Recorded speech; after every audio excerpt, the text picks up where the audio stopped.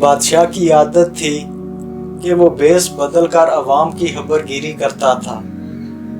एक दिन अपने सिक्योरिटी इंचार्ज को बोला, चलो कुछ वक्त लोगों में गुजारते हैं। शहर के एक किनारे पर पहुंचे तो देखा एक आदमी गिरा पड़ा है। बादशाह ने उसे हिलाकर देखा तो वो मर चुका था। लोग उसके पास से गुजर कर जा रहे थे। बादशाह ने लोगों को आवाज दी, इधर आओ। लोग जमा हो गए, लेकिन वो बादशाह को पहचान ना सके। लोगों ने पूछा, क्या बात है? बादशाह ने कहा, आदमी मरा पड़ा है, इसको किसी ने क्यों नहीं उठाया? कौन है ये और इसके घर वाले कहाँ हैं? लोगों ने कहा, ये बहुत बुरा और गुनाहगार इंसान है। तो बादशाह ने कहा, क्या ये उम्मत मुहम्मदिया में से नहीं है? चलो इसको उठाएं और इसके घर ले चलें। लोगों ने मैयत घर पहुंचा दी। जब उसकी बीवी ने हामद की लाश देखी तो वो रोने लगी। लोग चले गए, लेकिन बादशाह और उसका सिक्योरिटी इंचार्ज वही औरत का रोना सुनते रहे। औरत कह रही थी, मैं गवाही देती हूँ, बेशक तू अल्लाह का वली है और नेक लोगों में से है। वो बड़े हैरान हुए कि ये कैसे हो सकता है। लोग तो इसके बारे में ये बातें कर रहे थे और इसकी मैयत को हाथ लगाने को तैयार ना थे। लेकिन उसकी बीवी ने कहा, मुझे भी लोगों से यही उम्मीद थी।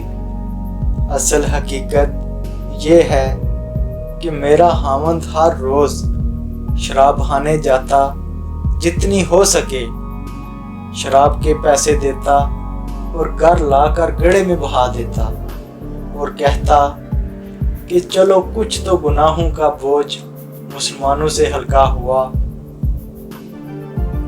इसी तरह रात को एक बुरी औरत के पास जाता और उसको एक रात की उजरत दे देता और उसको कहता कि अपना दरवाज़ा बंद कर ले, कोई भी शख्स तेरे पास ना आए।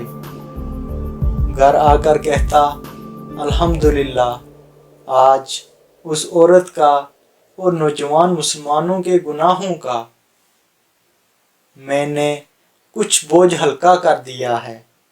लोग उसको इन जगहों पर आता जाता देखते थे। मैं उसे कहती थी कि याद रख, जिस दिन तू मर गया लोगों ने तुझे गुस्ल देना है, ना तेरी नमाज पढ़नी है और ना तुझे दफनाना है। वो मुस्कुरा देता और मुझसे कहता कि घबरा मत,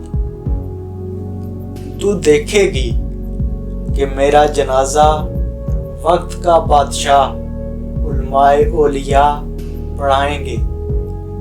ये सुनकर बादशाह रो पड़ा और कहने लगा, मैं बादशाह हूँ, कल हम इसको गुस्ल देंगे, हम इसकी नमाज जनाजा भी पढ़ाएंगे और इसकी तदफीन भी करवाएंगे।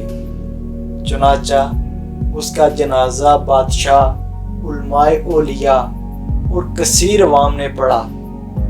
आज हम बज़ाहिर कुछ देखकर या महज दूसरों से कुछ सुनकर अहम फैसले कर बैठते हैं। अगर हम दूसरों के दिलों के भेद जान जाएं तो हमारी ज़ुबानें गूंगी हो जाएं। उतारा किसी को गलत समझने से पहले देख लें कि क्या वो ऐसा है भी कि नहीं।